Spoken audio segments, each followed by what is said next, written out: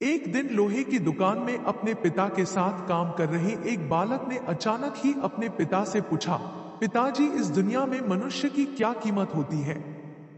पिताजी एक छोटे से बच्चे से ऐसा गंभीर सवाल सुनकर हैरान रह गए।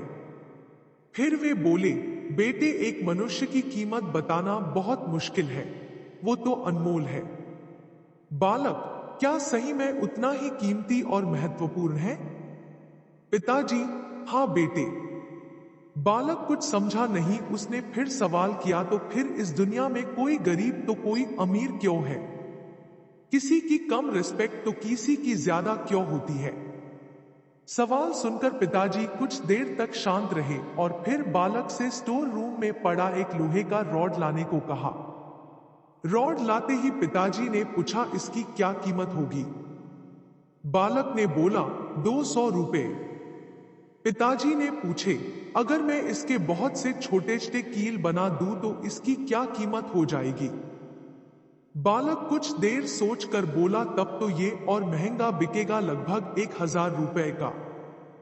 पिताजी ने पूछे, अगर मैं इस लोहे से घड़ी के बहुत सारे स्प्रिंग बना दूं तो? बालक कुछ देर गणना करता रहा और फिर एकदम से उत्साहित होकर बोला, तब तो इसकी कीमत बहुत ज्यादा हो जाएगी। फिर पिताजी उसे समझाते हुए बोले, ठीक इसी तरह मनुष्य की कीमत इसमें नहीं है कि अभी वो क्या है, बल्कि इसमें है कि वो अपने आप को क्या बना सकता है। बालक अपने पिता की बात समझ चुका था।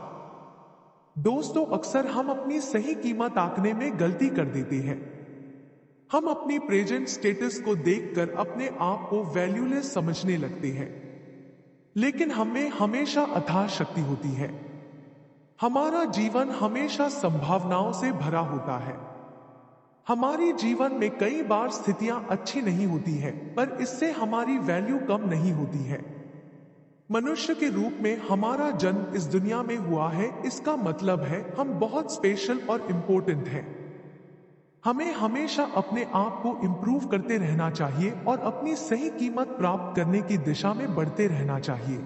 दोस्तों, आपको हमारा चैनल से क्या सीखने मिला हमें कमेंट में बताएं, और हमारा वीडियो अच्छा लगा है तो वीडियो को लाइक, शेयर और चैनल को सब्सक्राइब करें। धन्यवाद।